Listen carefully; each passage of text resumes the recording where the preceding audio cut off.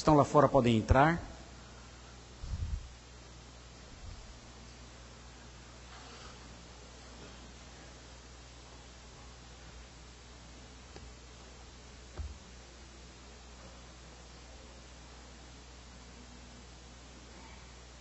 Os irmãos devem abrir a Bíblia ou deixar a Bíblia aberta em Mateus 25, de 31 a 46.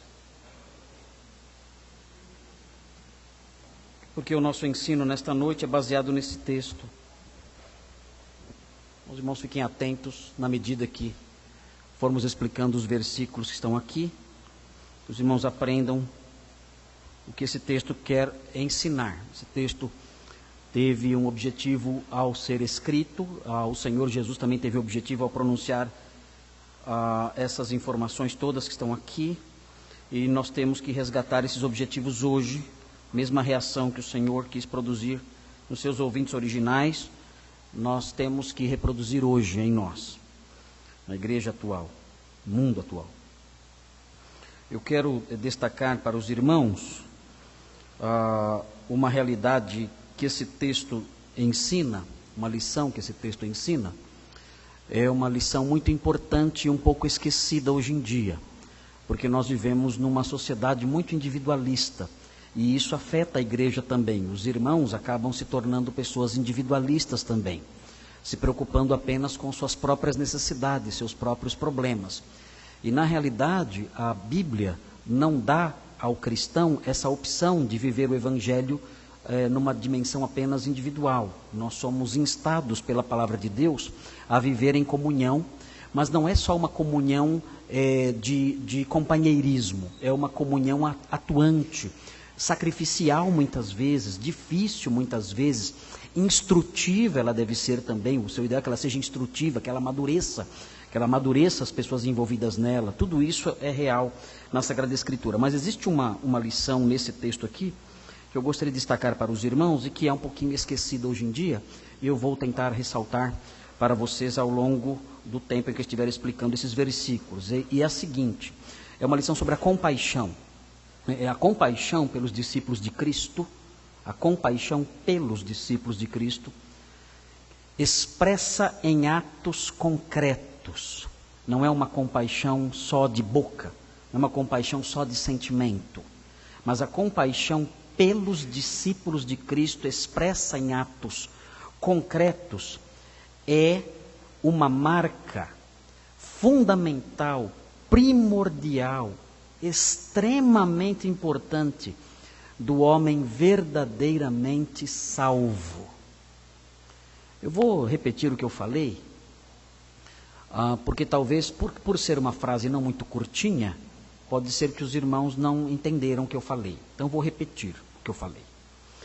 A compaixão pelos discípulos de Cristo. Então há irmãos nossos que sofrem, mas não são pessoas que sofrem só por causa dos problemas comuns da vida. Sofrem porque são crentes. O texto fala dessas pessoas. Pessoas que sofrem porque são discípulos. Se não fossem discípulos, não teriam aquele tipo de sofrimento. Se fossem do mundo, não sofreriam nada. Mas estamos falando aqui dos discípulos que sofrem, porque são discípulos. Então a compaixão pelos discípulos de Cristo expressa em atos concretos. Você vê essa compaixão expressa em ações reais, em gestos que alcançam pessoas, que beneficiam discípulos que sofrem. Isso é a marca primordial do homem verdadeiramente salvo. Ou seja, o cristão indiferente ao sofrimento do seu irmão, talvez não seja cristão de fato. E você vai dizer, mas essa afirmação é muito radical. É muito radical. É impressionante nós encontrarmos as radicalidades da Bíblia, porque nós tornamos o Evangelho algo meio semelhante à água com açúcar. Nós transformamos o Evangelho nisso. E o Evangelho não é assim. O Evangelho tem princípios, tem pressupostos, tem lições que são contundentes. Jesus disse coisas extremamente radicais. Se alguém não negar-se a si mesmo, tomar todo dia a sua cruz e seguir-me, esse indivíduo, se ele não negar pai, mãe, irmão, irmã, esse indivíduo não pode ser meu discípulo. Então, há afirmações relacionadas ao discipulado, ao seguir a Jesus, que são fortes, muito fortes, especialmente para os homens de hoje, especialmente para a igreja de hoje.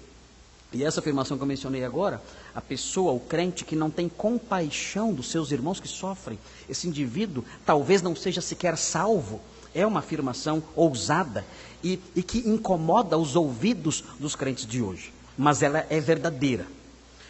Os irmãos encontram afirmações semelhantes em 1 João 3. Vire as páginas da sua Bíblia e chegue até a primeira epístola de João. É uma epístola muito fácil de entender. No capítulo 3, em 1 de João, está escrito no versículo 10, 1 João 3,10. Os filhos de Deus e os filhos do diabo manifestam-se assim. Notem que aqui a humanidade é dividida em dois povos. As pessoas dizem, todo mundo é filho de Deus. João discorda. João diz que há os filhos de Deus e os filhos do diabo. Você que está me ouvindo pertence a um dos dois pais. Ou você é filho de Deus, ou você é filho do diabo. Não há no campo espiritual pessoas órfãs. Não existe isso. Ou você é filho de Deus, ou você é filho do diabo. E o texto diz o seguinte, no versículo 10, dando sequência, os filhos de Deus e os filhos do diabo manifestam-se assim, 2 pontos. Como eu vou descobrir quem é filho de Deus e quem é filho do diabo? Simples. Quem não pratica a justiça, a retidão, não é de Deus. Nem quem não ama seu irmão. É muito fácil você saber se você é filho de Deus ou do diabo. Se você não pratica a justiça, tudo que você faz, você dá de ombros para aquilo que Deus ensina. Você vira as costas para o ensino do Senhor, que é o ensino da reta justiça, que é a reta justiça. Expressa na sua palavra, expressa no seu ensino. Se você despreza a justiça de Deus, manifesta na sua revelação santa, você não é filho de Deus. E se você despreza o povo de Deus, se você zomba do povo de Deus, se você não quer ter comunhão com o povo de Deus, se você vive longe do povo de Deus, se você não ama o povo de Deus, você é filho do diabo. É simples assim. É assim que funciona. Se você, no entanto, é alguém preocupado em viver retamente, em obedecer a palavra de Deus, em ser um discípulo dele, um seguidor de Jesus, e ama o seu povo, e quer estar com o seu povo, e se preocupa com o seu povo, e esse povo é o povo que você chama de irmãos, são seus irmãos de fato, você quer estar com eles, se preocupa com eles, então você é filho de Deus. A lógica de João é muito simples. 1 mais 1 é igual a 2. É assim a lógica de João. Não precisa ser muito inteligente, não precisa ser muito esperto. É só observar o que ele diz aqui e facilmente nós distinguimos se somos filhos de Deus ou filhos do diabo. Você que está aqui hoje, lendo esse versículo, você já descobriu. Talvez você não aceite a sua descoberta. Talvez você não goste da sua descoberta. Mas você já descobriu se você é filho de Deus ou se você é filho do diabo. Isso já está claro para você. E você vai pensar, mas o sermão nem começou. Eu não estou gostando nada do jeito como esse sermão começou. Desculpem, eu só estou repetindo algumas palavras ditas há 2000 anos atrás. É a verdade. E ela pode incomodar você. Ela pode incomodar você e fazer você sair por aquela porta cuspindo marimbondo, como dizia minha avó.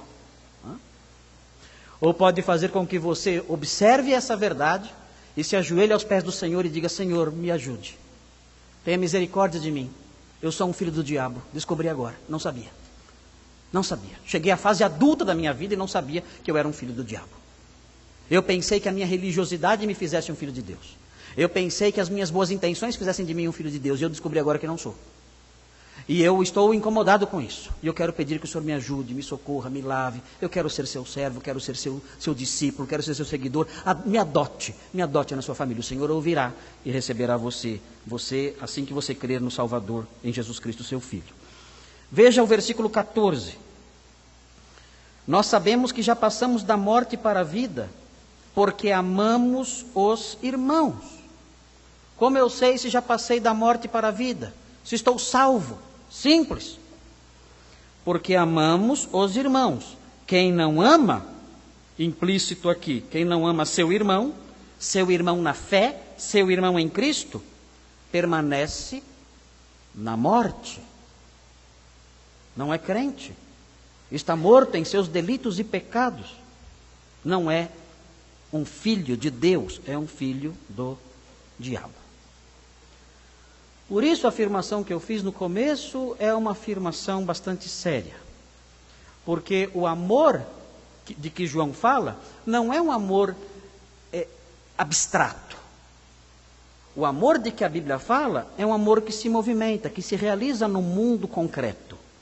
É um amor que se expressa em gestos. Eu vejo meu irmão padecendo. E ao vê-lo padecer, isso enternece o meu coração. Mas isso vai além de enternecer meu coração. Isso move meu braço. Isso move minhas mãos. Isso faz com que eu me aproxime dele e tente reduzir a dor que ele passa. Especialmente se a dor que ele passa é uma dor que advém do fato dele ser um crente. É a pessoa que sofre em sua família, porque é perseguido por seus parentes. É a pessoa que sofre em seu trabalho, porque é perseguido por seus colegas. É a pessoa que sofre em sua escola, porque é perseguido pelos demais alunos, pelo simples fato de ser crente. E sofre, às vezes, afrontas, desrespeitos, desprezos, ataques, calúnias. Sofre tudo isso. E essa carga de perseguição prostra a pessoa. Faz com que ela desabe debaixo de tanto peso. E ela chora, ela se sente só, ela se sente abandonada, injustiçada, adoece até. Não consegue suportar muitas vezes. O crente, o seu irmão que vê isso, essa dor oriunda do fato de seguir a Jesus, o crente que vê isso, ele se compadece. E ele procura estender a mão e aliviar o sofrimento do seu irmão. E o texto que está diante de nós mostra que os verdadeiros salvos, os verdadeiros crentes são pessoas que fazem isso. São pessoas que trabalham para reduzir o sofrimento das ovelhas de Jesus. É isso que eu quero destacar para vocês nesta noite. Eu vou apontar para vocês aqui, eu vou apontar a narrativa, vou expor a narrativa para vocês. Hoje tem relógio lá atrás, então eu estou bem monitorado, se eu não conseguir acabar, aí acaba a semana que vem. Mas eu quero expor para vocês aqui hoje, primeiro, 2 grupos diferentes. Esse é o primeiro ponto. Eu vou mostrar para vocês 2 grupos diferentes, para que você descubra a que grupo você pertence. Depois, isso está nos versículos 31 a 33. 31 a 33, 2 grupos diferentes. Depois, no item 2, nós vamos ver 2 sentenças diferentes, que é o ponto maior, que vai dos versículos 34 até o 45. 2 sentenças diferentes. Sentença é uma palavra bastante jurídica, mas é o que temos aqui. É uma espécie de tribunal. E depois no item 3, que aparece só, que é baseado só no versículo 46, o terceiro item é 2 destinos diferentes. Notem, não há 3 grupos, há somente 2. Você pertence a um ou outro. Não há 3 sentenças, há somente 2. Você ouvirá uma ou outra, não ouvirá uma terceira. Note, há apenas 2 destinos diferentes, não há um terceiro destino. Você terá um destino ou outro, não há um terceiro destino. Por isso esse sermão é muito importante. É muito importante porque ele define você. Define você, define a sua sentença e define o seu destino. É muito importante que você escute com atenção o que será dito hoje. Disso pode depender o seu bem-estar eterno. Vamos então ao primeiro ponto, 2 grupos diferentes. Vejam os 2 grupos diferentes. Eles aparecem nos versículos 31 a 33. Vamos então olhar esses versículos com atenção. Vamos fazer a nossa leitura detida, pausada, didática, instrutiva, para conhecer bem esse texto. Prestem atenção, não se distraiam, não se distraiam, não pode se distrair. 31.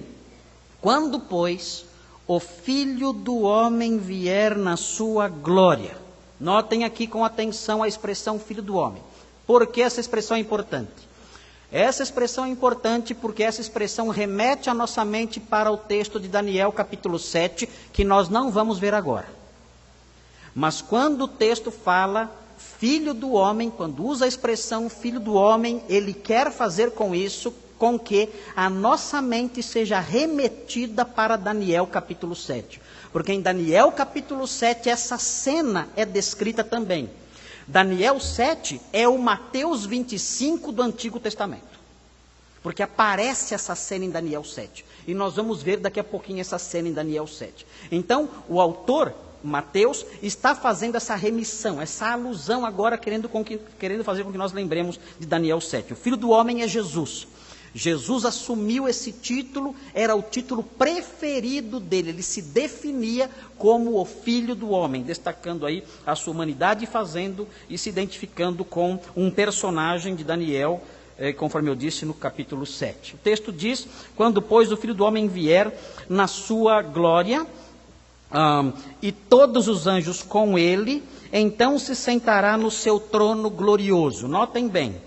Aqui, o trono de Jesus aqui está na terra, não está no céu. Prestem atenção nisso. Ele virá e estabelecerá seu trono aqui. Certo? Porque há muitas pessoas que dizem que isso não vai acontecer, que o Senhor nunca reinará sobre a terra. Dizem que isso é algo alegórico na Escritura. Quando na realidade o Senhor Jesus ensinou expressamente que Ele vai estabelecer o seu reino aqui. Ele se sentará sobre o trono de Davi, seu pai. E Ele fará isso quando Ele voltar.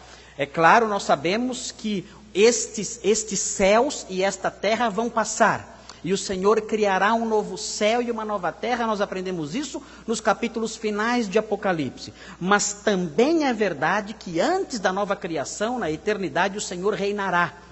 Diz Apocalipse 20 que esse reinado durará 1000 anos, mas ele reinará em justiça, em retidão e em verdade sobre todas as nações, diz a palavra de Deus.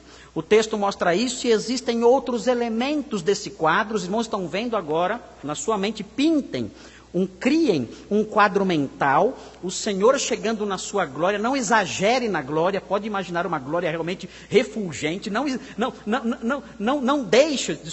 deixem de exagerar na glória, né? Pintem aí na sua mente um quadro realmente glorioso, estrondoso, fulgurante. É o Criador do universo chegando, o seu trono de glória sendo estabelecido. É algo inimaginável que temos aqui. As palavras aqui do texto não podem expressar, não podem traduzir o tamanho dessa glória. Uma tradução inglesa fala a sua glória celeste, tentando realçar a grandeza da glória que é descrita aqui. Nós podemos acrescentar alguns elementos a esse quadro. Se você olhar no capítulo anterior, no capítulo 24, versículo 30, você tem alguns elementos adicionais aí. O texto fala, 24, 30, só vire a página, você já chega aí. O texto diz, então aparecerá no céu, já estudamos isso, o sinal do Filho do Homem, novamente aparece aí, e todas as nações da terra se lamentarão. E verão o Filho do Homem vindo com poder e grande glória sobre as nuvens do céu. Hoje a minha filha, a Sofia, desenhou a vinda de Cristo numa folha. Ela fez uma nuvem e desenhou Jesus descendo. E embaixo uma menininha sorrindo. E eu disse, está errado esse desenho. Falou, por quê? Porque a menininha está sorrindo, ela tem que estar chorando. O texto fala que quando Jesus voltar as nações vão se lamentar. Aí ela falou, mas a menininha sou eu. Falei, então deixa ela sorrindo, porque se é você a menininha, pode sorrir sem problema, que aí a teologia está certa. Mas é a teologia do desenho da minha filha. Mas vejam, o texto, onde estou aqui? O texto, versículo 31, prossegue e diz assim, e ele enviará seus anjos, com alto som de trombeta, os quais reunirão seus escolhidos, desde os 4 ventos de uma a outra extremidade do céu. Aqui é o aspecto positivo do ajuntamento. O Senhor ajunta os salvos. O texto mostra ele voltando, há um sinal no céu, ele volta, e os anjos reúnem os escolhidos, os eleitos, os salvos, reúnem. Mas, se você voltar um pouquinho as páginas em Mateus, você vai ver que os anjos também ajuntam outros. E assim o quadro vai se completando. Vejam Mateus 13. Acompanhem na sua Bíblia, Mateus 13, e veja o versículo 40. Veja o que diz, versículo 40, uma passagem que nós já estudamos também. Assim como o joio é colhido e queimado no fogo, assim será no fim do mundo. O Filho do Homem enviará seus anjos, e eles ajuntarão do seu reino tudo que serve de tropeço e os que praticam o mal. Então Mateus 24 fala dos anjos ajuntando os eleitos. E Mateus 13 fala dos anjos ajuntando os maus. E o capítulo 25 de Mateus fala do Senhor diante de todos, dos bons e dos maus. E o cenário fica completo, quase completo. Por que o cenário fica quase completo? Porque existe mais um item no cenário. No capítulo 19. E é interessante isso. Capítulo 19, versículo 28. Começando com o versículo 27. Você vê aqui, tomando a palavra, Pedro lhe disse: nós deixamos tudo e te seguimos, que recompensa teremos?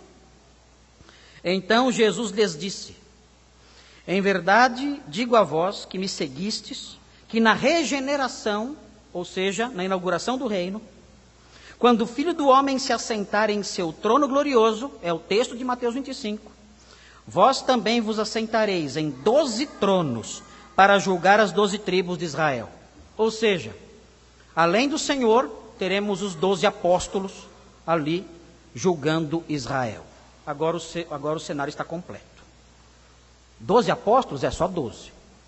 Não tem 13, não tem 14, não tem Valdomiro, não tem Estevão Hernandes e outros aí, isso não existe.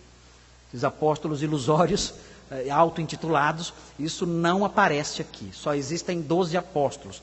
A gente não sabe se é Matias, se é o apóstolo Paulo, o 13º, o 12º apóstolo. 13º a gente sabe quem é, que é o Isaac, né? Mas o 12º apóstolo, a gente não sabe direito quem é. A gente não sabe se o 12º é Paulo ou se é Matias, mas são 12 só. Então o Isaac não vai estar lá. Isaac, você é o 13º, você não conta.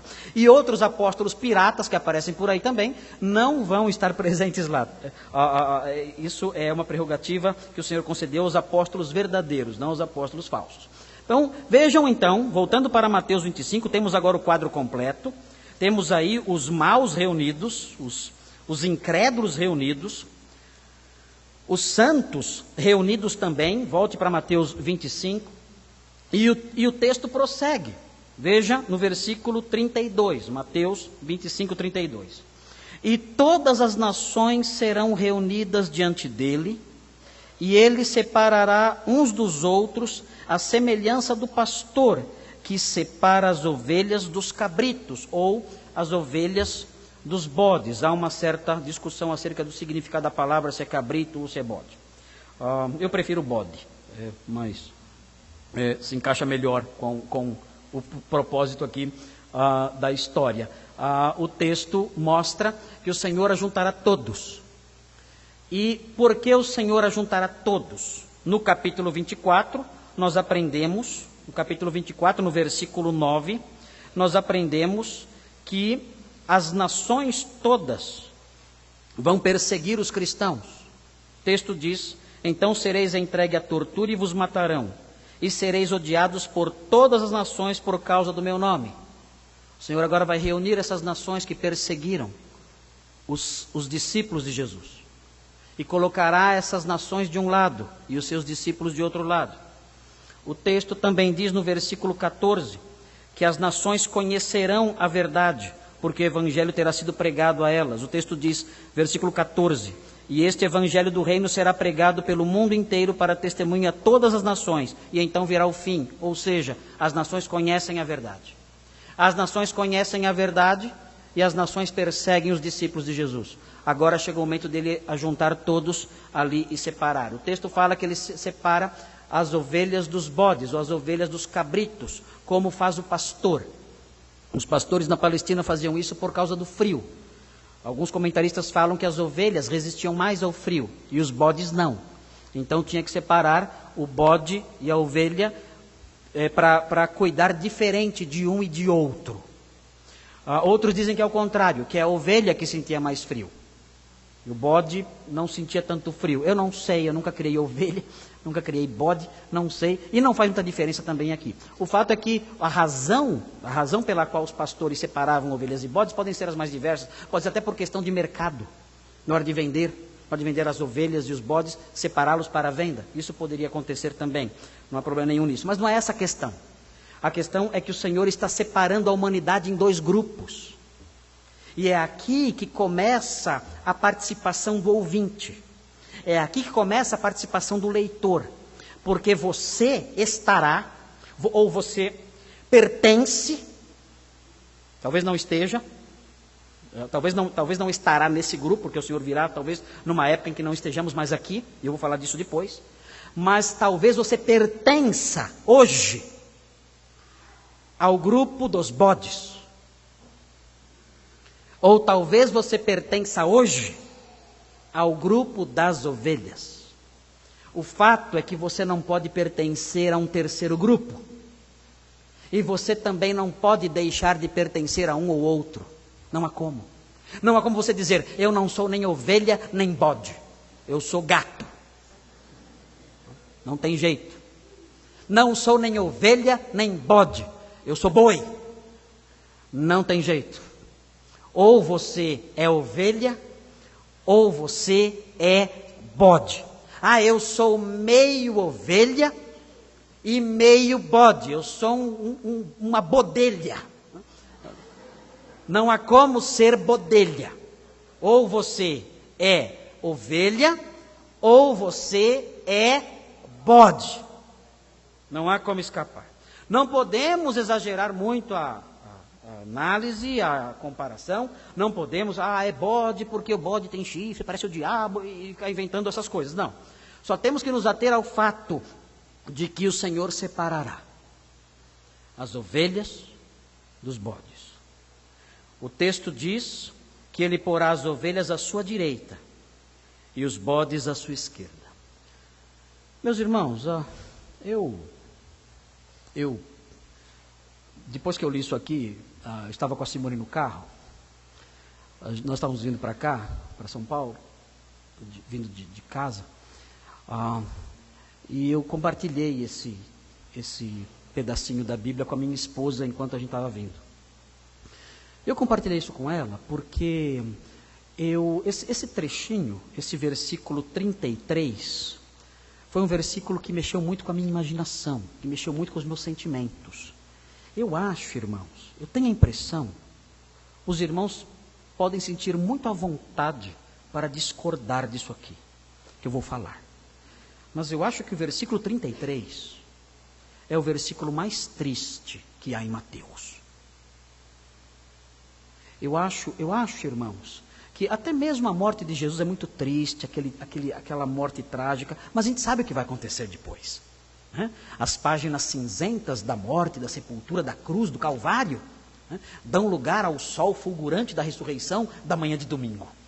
Então, a nossa leitura do texto, ainda que presente ali um sentimento de tristeza por ver o Salvador agoniando, ela é mesclada de alegria, porque sabemos que ao virar a página, tudo vai mudar. Mas aqui, esse versículo é aterrorizante. Não existe maior terror do que este versículo. Este versículo é o versículo mais assustador e horrível da história. Porque aqui, meus irmãos, as pessoas não são separadas dependendo da sua raça, da sua família, da sua língua, da sua nacionalidade. Elas não são separadas com base na cor da sua pele. com base nos diplomas que elas têm na parede, com base na sua posição social, financeira, econômica, nada disso. Elas são separadas num critério divino, por um critério divino, se a pessoa é ovelha ou se ela é bode. E naquele dia, irmãos, famílias serão divididas. Filhos estarão de um lado e pais de outro. Esposas estarão de um lado e maridos de outro. Haverá um grande choro, um grande gemido, um grande gemer. Alguns sozinhos, de um lado só, observando os seus familiares do outro lado. É um dia de agonia, é um dia de dor, é um dia de medo, de suspense, um dia em que até mesmo para os justos, os sentimentos de alívio, de alegria e de entusiasmo se mesclam aqui, se mesclam com os sentimentos de tristeza pelos que estão ali do lado esquerdo. É um versículo muito triste por causa disso, e agora esse versículo cria o ambiente para o que vem a seguir. O Senhor Jesus, mais uma vez, na sua habilidade de contar histórias, Ele vai criando nos seus ouvintes um suspense. Há um suspense aqui. O que vai acontecer agora? Ele separa as ovelhas à sua direita e os cabritos à sua esquerda. A que grupo você pertence? Quer saber? O Senhor vai pronunciar agora a sua sentença. É a segunda parte da história. É o segundo ponto da homilia. O Senhor agora vai pronunciar duas sentenças, duas decisões, duas declarações Ele vai enunciar agora. E essas duas declarações são extremamente instrutivas, porque vão ajudar você a descobrir a que grupo você pertence. Observe, veja com atenção, o texto diz assim: então o pastor dirá, eu li certo? Vocês não estavam prestando atenção? Eu vou ler de novo, do jeito que eu li. Então o pastor dirá, está certo o que eu li? Não? Mudou a figura. Era pastor, não é mais. Por que mudou a figura? Porque ele é rei de todos, dos dois grupos. Ele é rei sobre as ovelhas, e ele é rei sobre os bodes. Mas ele não é pastor de todos. Ele é pastor só das ovelhas.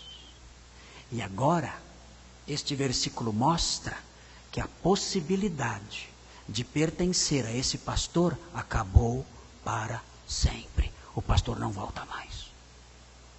O pastor não aparece mais na história. Sabem por quê? Porque a figura do pastor aqui desaparece para sempre. O aprisco se fechou. Quem entrou para o seu aprisco, quem creu nele e o recebeu, e entrou para o seu aprisco, o terá como pastor por toda a eternidade. Os demais, o tempo acabou. Agora ele é rei. O tempo do aprisco de portas abertas não existe mais. Não há mais como entrar nesse aprisco. Agora a figura do pastor desaparece e se levanta aqui a figura do rei. É muito triste isso. Você já tem Jesus como pastor?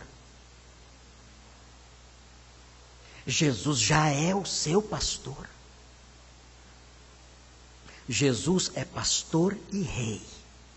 Se você conhecê-lo como pastor, ele será para sempre seu pastor e rei. Se você não conhecê-lo como seu pastor, você só vai conhecê-lo como rei.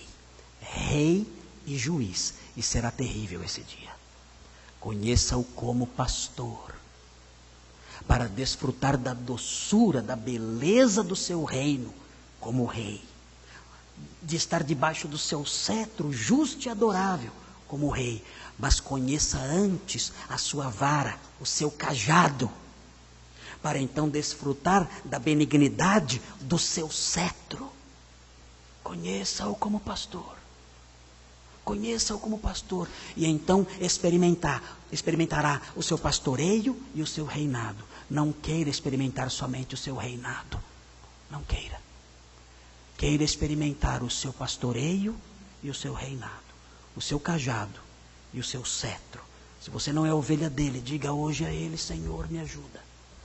As portas do seu aprisco estão abertas. Eu quero entrar. E ele receberá você, e dirigirá você, e guiará você rumo às águas tranquilas e aos pastos verdejantes. Não deixe que essa porta se feche, porque um dia ela se fechará. O texto prossegue. Então o rei dirá aos que estiverem à sua direita: vinde, benditos de meu Pai. É um convite, vinde.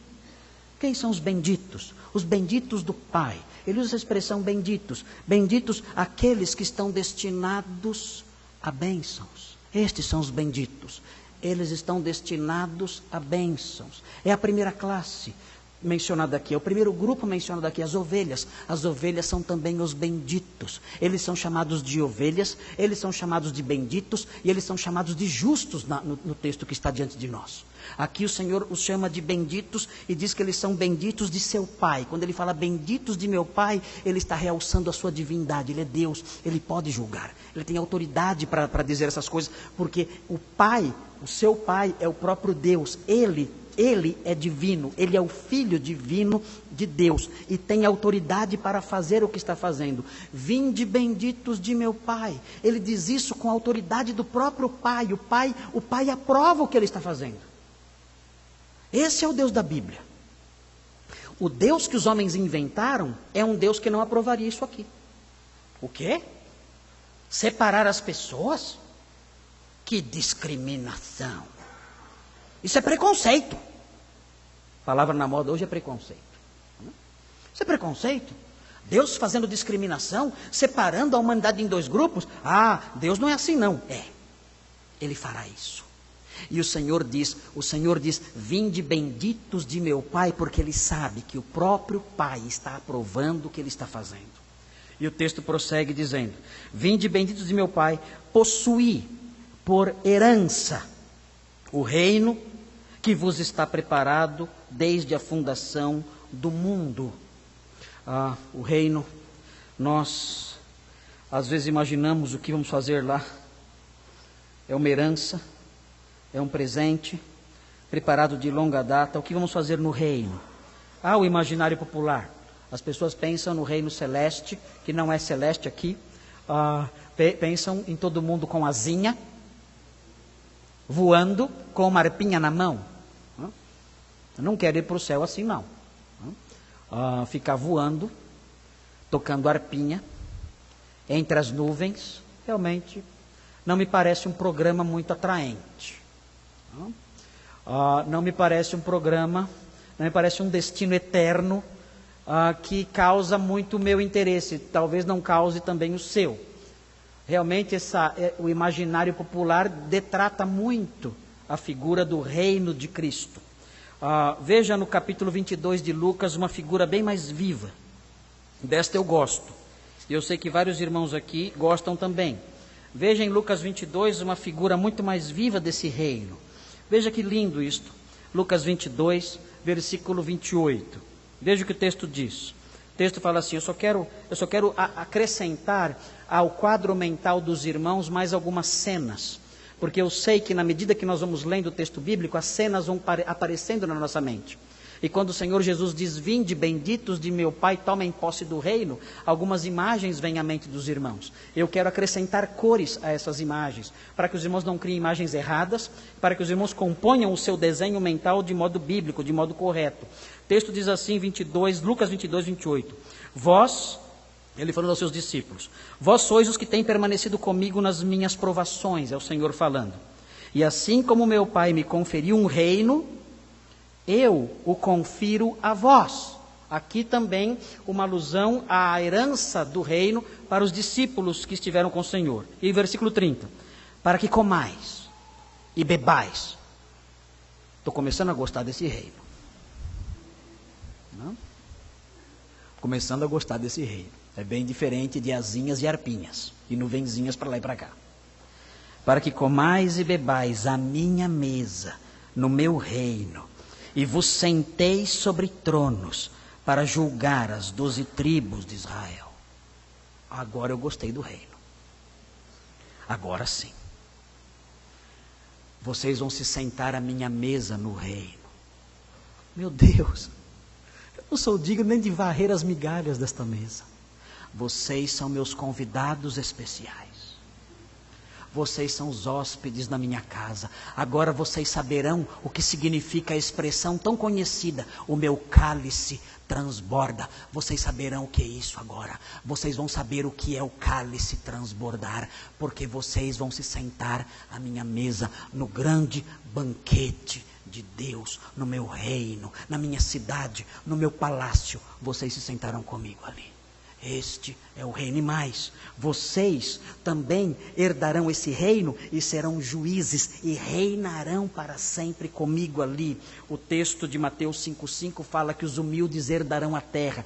Vocês terão meu reino sobre todo este mundo como herança. Apocalipse 5, 9 e 10. Esse texto de Apocalipse 5, 9 e 10 fala que o Senhor comprou homens de todas as nações, tribos, raças, línguas, e essas pessoas lavadas pelo sangue do Cordeiro reinarão para todo sempre com o Senhor. Esse é o reino de Deus. É isso que deve vir à mente dos irmãos. Os irmãos, quando pensarem no reino, pensem numa mesa. Uma mesa. Pensem nessa mesa sentados ali com o Senhor. Ele disse, quando foi embora: eu não vou beber mais do fruto da videira. Não vou mais beber. Estou bebendo hoje o fruto da videira pela última vez. Eu não vou beber mais. Mas não vou beber mais até o dia que eu vou bebê-lo novamente, junto com vocês, no reino do meu Pai. E estamos aguardando esse dia. E esse é o reino. E estaremos nessa mesa.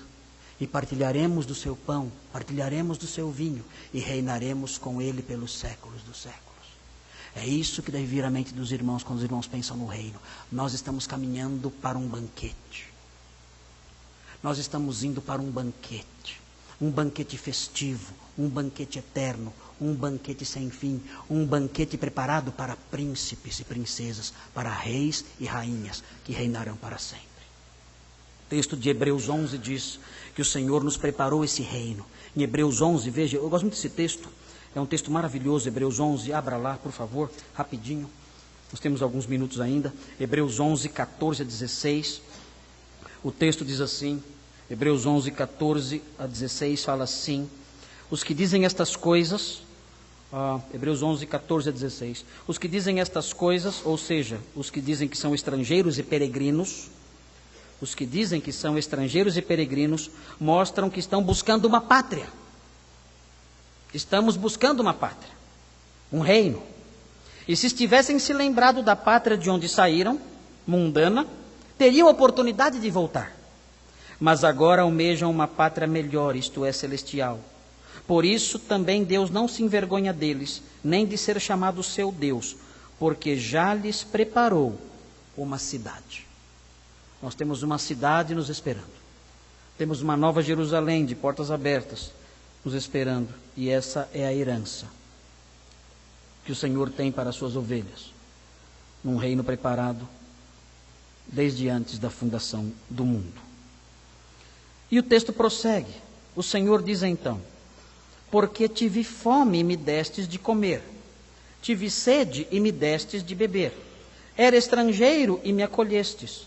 Precisei de roupas e me vestistes. Estive doente e me visitastes. Estava na prisão e fostes ver-me. Muitas pessoas dizem, E aqui é interessante ver como é muito fácil distorcer as Escrituras. Muitas pessoas dizem que esse texto aqui, ele serve de base para o dever social da igreja. Então, a igreja tem deveres sociais.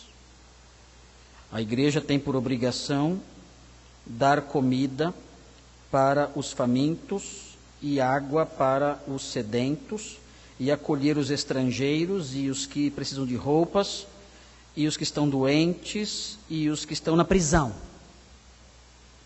Então, nossa igreja tem que fazer trabalhos de visita nos presídios. E temos que visitar as creches. E temos que abrir creches. E temos que fazer sopão. Fazer sopão todo dia. As moças da cozinha, senhoras da cozinha, fazer o sopão, ficar lá fora, chamar os mendigos para comer sopão, alguém para arrancar, tirar piolho deles, também, dar roupas para eles no frio, porque esses versículos ensinam isso. E eu escrevi uma série de artigos, agora, recentemente, 3 artigos sobre a função social da igreja. Está na moda aí a missão integral, que fala que a igreja tem uma função social diante do mundo e tem que ajudar os pobrezinhos e dar comida para as pessoas e visitar os presos e tudo mais. Irmãos, não tem problema, se que você quiser ajudar as pessoas carentes, e isso realmente muitas vezes bate na nossa porta e nós temos que ajudar pessoas que realmente precisam. Claro que temos que tomar cuidado, há muita gente enganando as pessoas, há muita gente tirando proveito daqueles que têm boa fé. Aqui na igreja apareceram já muitas pessoas carentes e quando nós fomos ver eram golpistas, eram pessoas tentando nos enganar, pessoas que queriam levar alguma vantagem, pedindo dinheiro para nós, e a gente muitas vezes é sensibilizado pela história que a pessoa conta e a gente acaba ajudando e sendo enganado. Mas não tem problema se você ajudar alguém que está passando fome, passando necessidades e realmente precisa de ajuda, mas esse texto aqui não ensina isso. Esse texto não tem nada a ver com isso. Esse texto não está dizendo que a igreja tem um dever social. Não. Por quê? É muito simples. Esse texto menciona 6 ações justas, 6 ações de compaixão. E lembram o que eu disse no começo? Eu disse que os atos de compaixão, as expressões concretas de compaixão, dirigidas aos discípulos de Jesus, mostram que alguém realmente é crente. Mas de onde eu tirei isso aqui? É muito simples. O Senhor diz essa lista de coisas para as suas ovelhas, para os justos, e os justos estranham. Eles dizem no versículo 37, então os justos, aqui, mais uma vez, uma nova palavra para defini-los. Então os justos lhe perguntarão, Senhor, quando te vimos com fome e te demos de comer, ou com sede e te demos de beber? Quando te vimos como estrangeiro e te acolhemos, ou precisando de roupas e te vestimos? Irmãos, o texto é repetitivo. O texto é cansativo. Sabe quantas vezes eles falam isso? 4. 4 vezes. Por quê? Porque Jesus, aqui, está sendo tão tedioso. Essa palavra, tedioso. Porque o texto é tão entediante. A gente quer pular logo. Não, já vi essa lista. Mas ele continua. Quando te vimos como estrangeiro e te acolhemos, ou precisando de roupas e te vestimos, quando te vimos doente ou na prisão e fomos visitar-te. Repetiu a lista toda. Não? Por que a lista está sendo repetida? Porque a ênfase é nessas ações. O texto quer enfatizar essas ações, a compaixão. Não é à toa que o Senhor repete. O Senhor quer repetir para tornar o texto mais lento, porque é importante que o texto seja lento. Por quê? Porque o texto lento, ele não cria só o sentimento de tédio. O texto lento cria também ansiedade. O que vai acontecer? Fala logo. Ele não fala. Tive fome, me destes de comer. tive sede. Fala logo, eu já sei. Tive fome, me destes de comer, tive sede. Eu já sei. Para, fala o que vai acontecer. Tive fome, me destes de comer. Ele quer criar ansiedade. Ansiedade nos ouvintes. Eu já disse para vocês que Jesus era semelhante à minha nona quando contava histórias. Tinha habilidade para contar história. Ele contava a história, ele conseguia deixar as pessoas na ponta do banco, na ponta da cadeira, ali, ansiosos, o que vai acontecer agora? E o Senhor conta devagar. E ele repete, como a minha nona fazia. Minha nona dizia, você sabe o que aconteceu? E eu dizia, o quê? Nem posso te falar. Quer ouvir mesmo? Ia criando ansiedade. Assim é o Senhor aqui. Ele quer criar essa expectativa nos seus ouvintes, como grande contador de histórias que Ele é. E Ele quer realçar na sua história essa compaixão, porque essa compaixão é a mostra, é a prova de que a pessoa realmente foi um discípulo de Jesus. Ele diz então, na sua resposta, versículo 40, e o rei lhes responderá, em verdade vos digo, que sempre que o fizestes a um destes meus irmãos, não é o bem dirigido a qualquer um, não é a ação social dirigida ao mundo, não é dar sopão para o mendigo. Se quiser dar sopão, tudo bem, mas não é, esse texto não ensina isso. O texto está falando de discípulos que ajudaram outros discípulos. O texto está falando de crentes que ajudaram seus irmãos, outros crentes. Crentes que estavam com fome. Crentes que estavam com sede. Crentes que estavam nus. Crentes que estavam presos. Crentes que não tinham onde correr, não tinham socorro e foram socorridos pelos seus irmãos, por aqueles que estavam do lado direito. Ele diz, sempre que fizestes isso a um dos meus irmãos, ainda que dos mais pequenos, a mim o fizestes. É uma ação individual. Sempre que vocês fizeram isso a um deles. Eram ações individuais de afeto, ações individuais de compaixão. Sempre que vocês fizeram para eles, vocês fizeram para mim. Perguntas que surgem. Por quê? Por quê os irmãos de Jesus estavam passando por isso?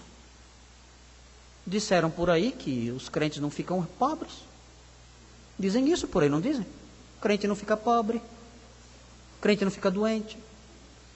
Crente que tem fé mesmo só tem fazenda, bastante dinheiro, bastante dólar, fazendas, carros.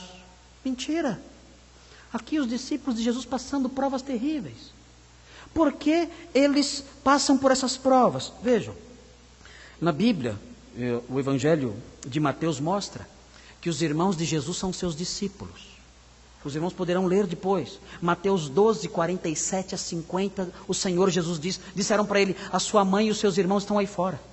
Ele disse, veja quem são a minha mãe e meus irmãos. E apontou para os que o seguiam. Eles são minha mãe e meus irmãos. Quando o Senhor recitou em Mateus 28, no versículo 10, ele disse, olha, vá dizer aos meus irmãos que eu os estou aguardando em tal lugar. Ele chamou os discípulos de meus irmãos. Quem são os irmãos de Jesus? São os seus discípulos, os seus seguidores. Ele diz, quem agiu com compaixão para com os meus pequeninos irmãos, essas pessoas fizeram isso para mim. E realmente, tudo que você faz para um irmão de Jesus, você faz para ele. Vocês se lembram da história de Saulo? Saulo estava indo para Damasco com cartas de autorização para prender os crentes. E de repente ele foi envolvido por uma luz e ele caiu ao chão. E alguém disse a ele, eu ouvi uma voz do céu que dizia, Saulo, Saulo, por que me persegues? Saulo, Saulo, por que você está me perseguindo? Mas Saulo não estava perseguindo Jesus, estava perseguindo os irmãos, os crentes. Ele fala, quem és tu, Senhor? Como? Perseguindo o Senhor? Quem és tu? Eu sou Jesus, a quem tu persegues. Você está me perseguindo, é a mim que você persegue. Porque sempre que você persegue um discípulo de Jesus, é a Jesus que você persegue. O Senhor se identifica com o seu povo. Ele é a cabeça do seu corpo, que é a igreja.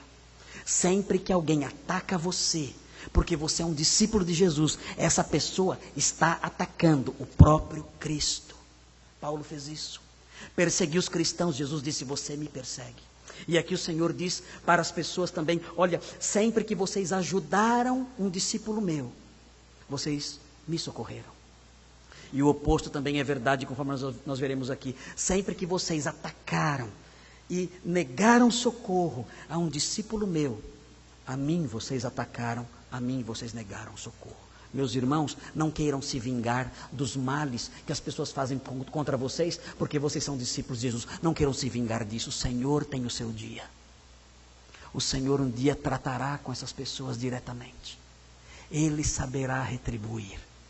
Ele dirá para essas pessoas: vocês me perseguiram, vocês riram de mim, vocês me desprezaram, vocês zombaram de mim, vocês me pressionaram emocionalmente, vocês me esmagaram psicologicamente, fizeram guerras contra mim.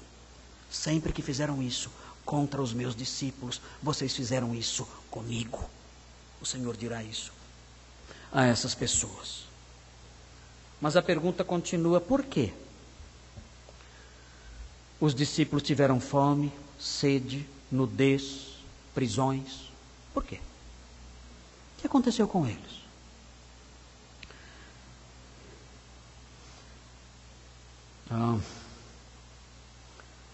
Os irmãos estão dispostos a ir comigo para Daniel, ou querem ir para casa agora?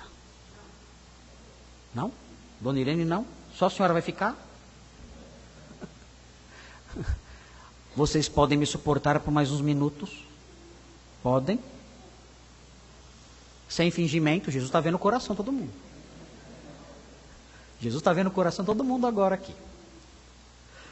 Então eu vou convidar vocês para irem comigo até Daniel, para descobrirmos por que eles estavam com fome e com sede. Vocês vão saber então. Daniel 7, versículo 13. Daniel 7:13. Daniel 7:13. Prestem atenção. Prestem atenção. Vejam o que diz aqui. Eu estava olhando nas minhas visões noturnas e vi que alguém parecido com o Filho do Homem. Chegou. Bateu em Mateus. Olha Mateus aqui. Mateus 25 aqui. Ele viu o Filho do Homem. Vinha nas nuvens do céu. Mateus 24. Ele se dirigiu ao ancião bem idoso e a ele foi levado, talvez uma figura do Pai. E foi-lhe dado domínio e glória e um reino. Irmãos, está batendo tudo com Mateus 25. Tudo. Foi-lhe dado domínio e glória e um reino, para que todos os povos, nações e línguas o servissem. O seu domínio é um domínio eterno, que não passará, e o seu reino é tal que não será destruído. É Mateus 25. Agora anotem. 15. E eu, Daniel, fiquei agitado em meu espírito, e as visões da minha mente me perturbavam. Cheguei-me a um dos que estavam ali, perguntei-lhe o verdadeiro significado de tudo aquilo. Ele me respondeu e me revelou a interpretação das coisas. 17. Estes 4 grandes animais, que são descritos anteriormente, não vamos ler agora, são 4 reis, que se levantarão na terra. Mas os santos do Altíssimo receberão o reino, e o possuirão para todo sempre. Sim, para todo sempre. Mais uma vez, Mateus 25. 19. Então, agora vem. Então, tive desejo de conhecer a verdade a respeito do 4º animal, um 4º reino que se levantará, que era diferente de todos os outros, sobremodo terrível, com dentes de ferro e unhas de bronze. Ele devorava, fazia em pedaços e pisoteava o que restava. E também a respeito dos 10 chifres que ele tinha na cabeça. E do outro que subiu e diante do qual caíram 3. isto é, do chifre que tinha olhos e uma boca que falava com arrogância e parecia ser mais forte do que os demais. Enquanto eu olhava, vi que o mesmo chifre fazia guerra contra os santos e prevalecia contra eles. Esse texto está falando que haverá um império grandioso, que esse império será formado por 10 reinos, que um rei se levantará e destruirá 3 reis, e se colocará no lugar deles. E esse rei que se levantará e destruirá 3 reis, dirá grandes blasfêmias e fará guerra contra os santos. Quem é esse rei? O Senhor Jesus já disse quem é esse rei no capítulo 24 de Mateus. É o abominável da desolação. É o anticristo. O que ele vai fazer antes da volta de Cristo? Ele vai perseguir o povo de Deus, vai fazer guerra contra os santos e vai prevalecer contra eles. Tive fome, tive sede, estive preso, estive nu. Por quê? Ele fará guerra contra os santos e prevalecerá contra eles. O texto diz: até que veio o ancião bem idoso e o juízo foi executado a favor dos santos do Altíssimo. E chegou o tempo em que os santos possuíram o reino. Mas antes tiveram fome, tiveram sede, nudez, prisões. O versículo 25 falará palavras contra o Altíssimo e oprimirá os santos do Altíssimo. Fome, sede, prisões, nudez. Procurará mudar os tempos e a lei. Os santos lhe serão entregues na mão por um tempo, tempos e metade de um tempo. Fome, sede, prisões, nudez. Mas essas pessoas encontrarão socorro em quem? Nos seus irmãos. Os crentes verão os seus irmãos sofrendo, abrirão suas portas e vão hospedá-los. Verão seus irmãos sendo perseguidos e vão ajudá-los de alguma forma, aqueles que puderem. Haverá um auxílio ali nos dias finais, diz o texto. O texto de Mateus 25 mostra isso. Essas ovelhas ajudando os seus irmãos que são vítimas mais diretas dessa perseguição. E o Senhor considerará essas ações feitas a Ele. Mas vejam, então Ele também dirá aos que estiverem à sua esquerda, no versículo 41, malditos, afastai-vos de mim. Os primeiros, a palavra é vinde. Os outros, a palavra é afastai-vos. É o contrário. Os primeiros são benditos. Os segundos, os outros são malditos. É o oposto. 2 grupos. Só 2 grupos. O grupo dos benditos e o grupo dos malditos. Os grupos que são chamados para vir e o grupo dos que são convidados a se afastarem. O grupo das ovelhas e o grupo dos bodes. E ele diz: afastai-vos de mim para o fogo eterno, preparado para o diabo e seus anjos. Apocalipse 20:10 fala do fogo preparado para o diabo e seus anjos. E ele diz: pois tive fome e não me destes de comer, tive sede e não me destes de beber. Era estrangeiro e não me acolhestes, estive nu e não me vestistes, doente e na prisão e não me visitastes. Então eles também perguntarão, é a 4ª vez que a lista aparece. A lista é entediante. Aparece pela 4ª vez. Senhor, quando te vimos com fome, ou com sede, ou estrangeiro, ou sem roupa, ou doente, ou na prisão, e não cuidamos de ti? E ele lhes responderá: em verdade vos digo que sempre que o deixastes de fazer a um destes mais pequeninos, deixastes de fazê-lo a mim. O texto de Mateus 24 fala: vocês serão odiados de todas as nações. Serão perseguidos. Passarão fome, nudez, sede, e as nações não vão ajudar vocês. E o Senhor as julgará naquele dia dizendo: vocês que nunca os ajudaram, fizeram isso contra mim. Apartem-se de mim, malditos. E a história termina com dois destinos diferentes. Tivemos dois grupos diferentes, duas sentenças diferentes, e agora dois destinos diferentes.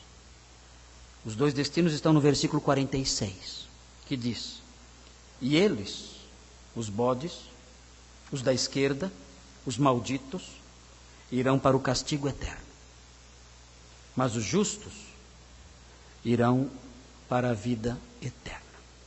Estes são os dois destinos.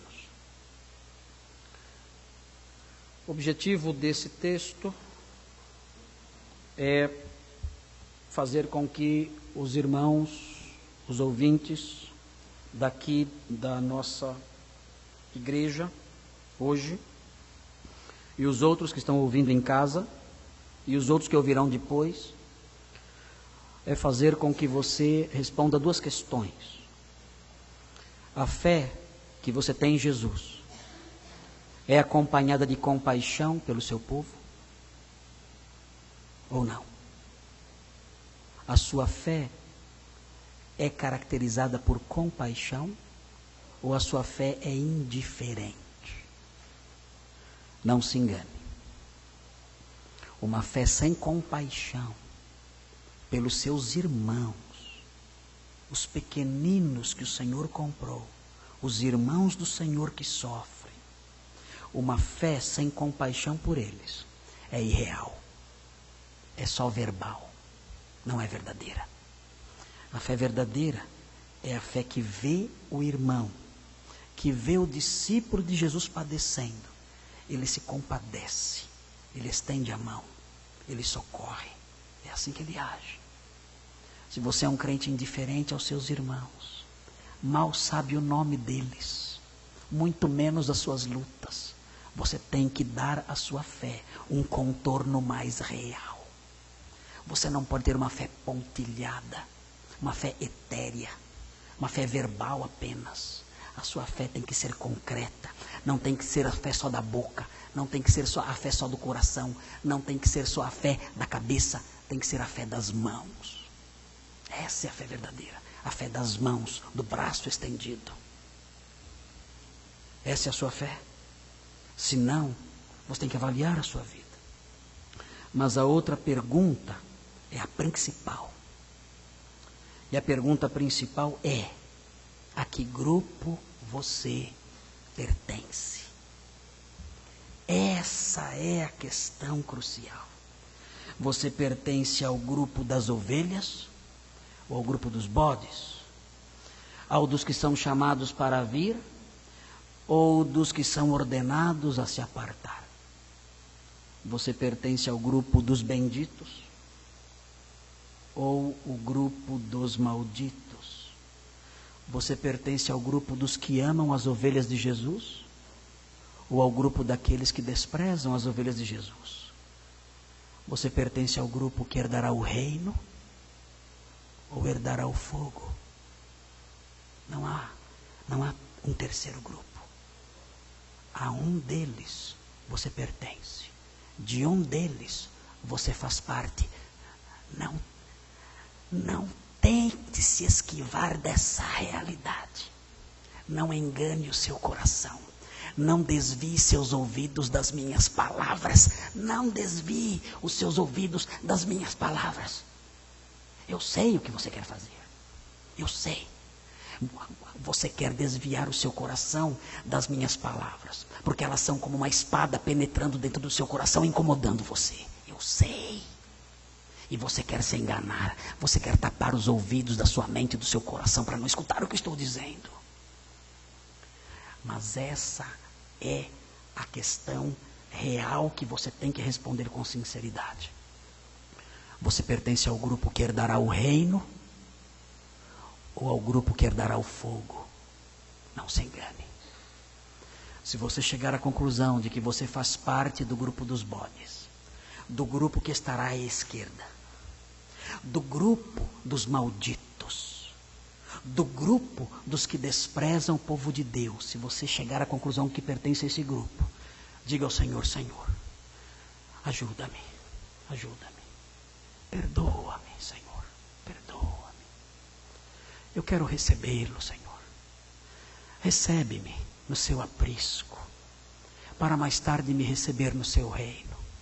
Livra-me de pertencer ao grupo dos seus inimigos, dos inimigos do seu povo. Livra-me disso. Salva-me. Eu creio no Rei. Eu creio no pastor. Eu recebo agora. Ele é meu. Eu sou dele. Prepara um lugar para mim no seu reino. E ele preparará. Diga isso agora. Diga isso agora. Naquele dia será tarde demais. A porta vai se fechar. Diga isso agora. Hoje. Já. Não saia daqui sem dizer isso. Vamos orar.